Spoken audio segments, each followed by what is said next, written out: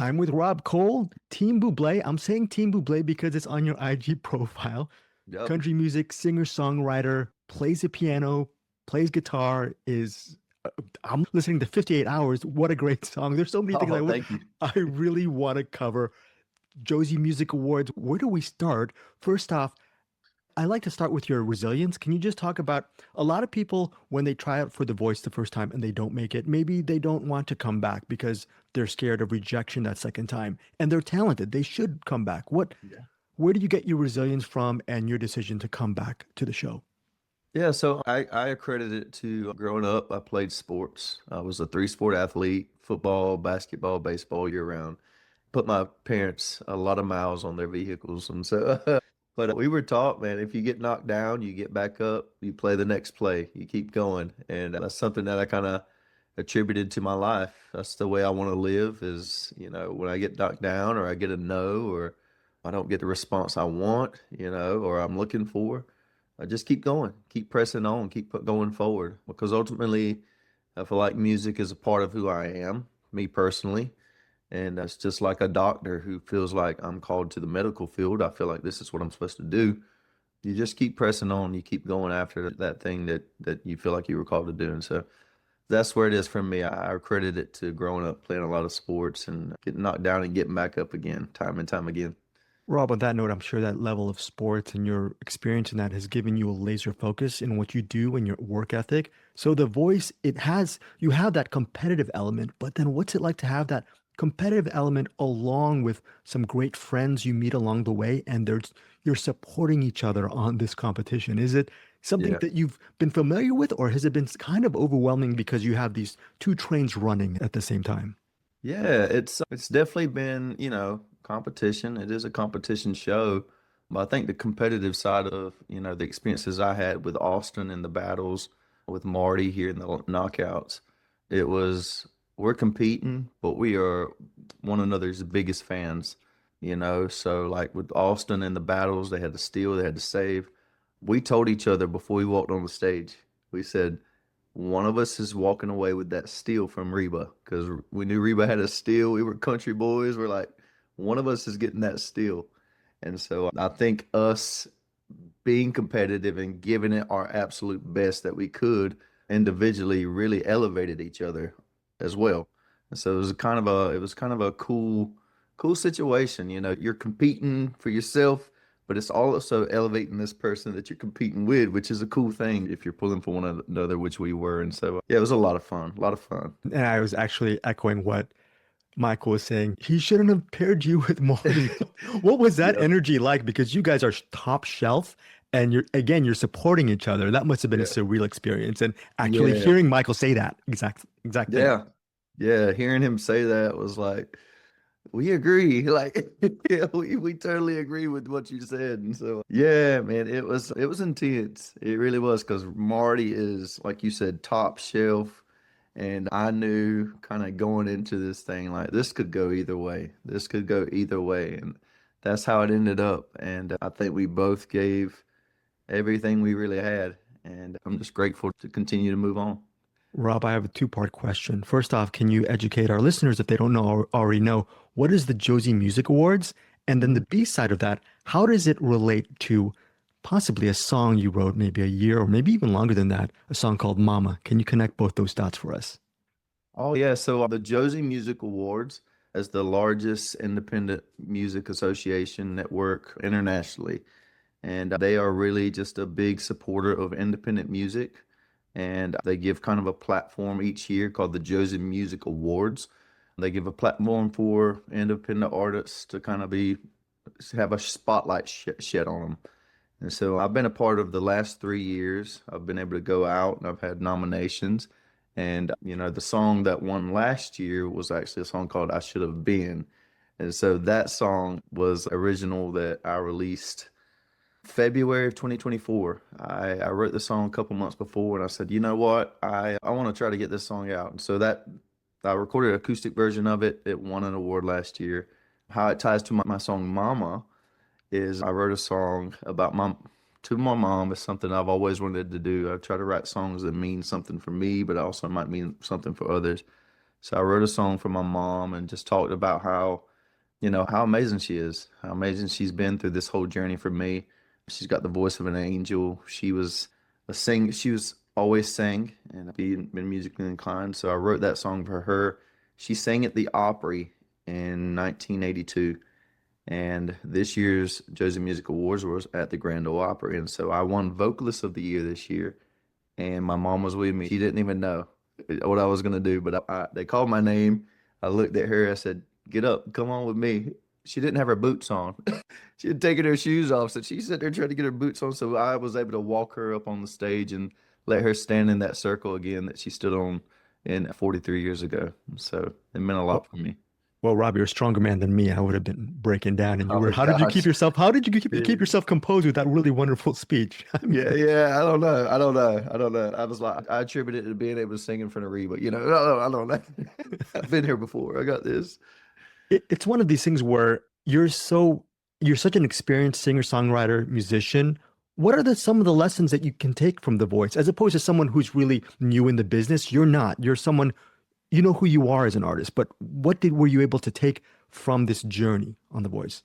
Yeah, just a lot of reassurance and things that I felt like I was aware of, but just needed to hear those voices. Like Michael's been amazing. He's an amazing, more than just a coach and a mentor. He's a really good friend. And so you can tell that he just cares about you genuinely. And so little life lessons. One of my favorite things that I asked him was, how do you balance life, family, and this big music? You're a mega star. Like, I'm just getting my foot in the door here. And the greatest advice he gave me was there is no balance. You always choose family. You always put them first. Music, it's a part of you and it's going to make its way. It's going to make a way for itself. You don't have to make that way for it. And so yeah, it's just been a lot of reassurance for me, just being able to glean from these amazing people who are on every screen and every social media outlet that you have, just reassure you and that you're in the right path. And that's been really fun. With you being so experienced, you're right now, I think it's Flynn's Irish Tavern you're going to play tonight. So can you hmm tell us very quickly about it? And I can share it because in several hours you're going to be performing. Yeah, just a few hours here. I play a ton. I gig a ton down in North Myrtle Beach. That's kind of my music scene. And the music scene down there is unbelievable. And I've, over the years, over these last 3 years, just gotten a great following down there. Just some amazing folks that I see every single week. And yeah, Flynn's Irish Tavern is always a fun little, it's like a little Irish pub. So they have a restaurant connected to like a little pub area, and I usually play in there.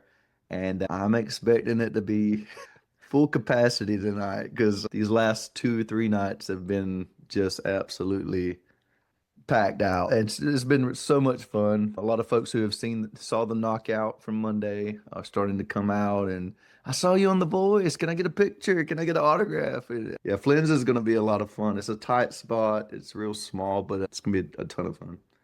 Rob, you're a busy person, but is it, and I'm sure you read a lot of the comments online about how they love you as a musician, but does it hit different when you have people after you're playing in person giving you some time and sharing their thoughts on your journey on The Voice, and then most importantly, your thoughts as a musician as well? That must hit different, I guess, within the last couple of months. It must be great for you.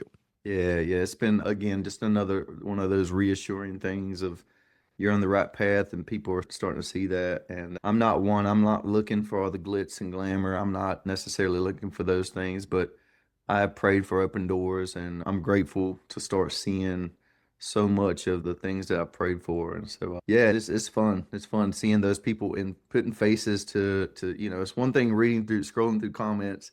It's another thing to actually have a face in front of you telling you how much, you're impacting them and stuff. So it's been awesome. Rob, not just on The Voice, but people can actually follow your music. Listen to a lot of stuff on Spotify. Can you just tell us what the music that's out there right now? There's that two-song EP that you just released, 58 Hours and Jezebel Woman. Talk Yeah. about what you've been working really hard on your craft as far as your music out there. Yeah, so early on, I was a worship leader at a church for about 10 years. And so back in like 2016, 2017, I released a little short album, short EP, and there's some worship stuff there. A lot of my early releases were worship related music. And then in 2022, I wanted to shift into country music, which is something I've always wanted to do. and saw an opportunity to do it. And so I started producing. I produced it, I released it, I mixed it, I mastered it. Most of the instruments you hear on my music, I played drums, guitar, piano, and then vocals, everything. My dad was an audio engineer. And so I was able to glean a ton from him before he passed.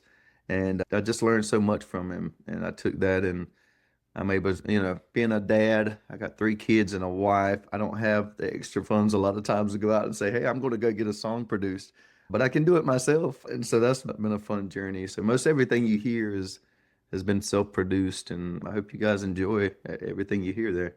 But maybe I'm overstepping here, but you've been a success on The Voice. A lot of people love watching you in person as well. But is it just a, do you ever get nervous? Because I'm thinking Mama is such a great song.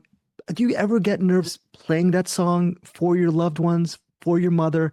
And then also when you come home and you see your kids and your wife being so proud of you or just watching you live, that must make you even, I'm just guessing here, more nervous than seeing all of these people in a crowded room. Or am I wrong on this? No, you're not overstepping at all there. That's legitimately the feeling I get.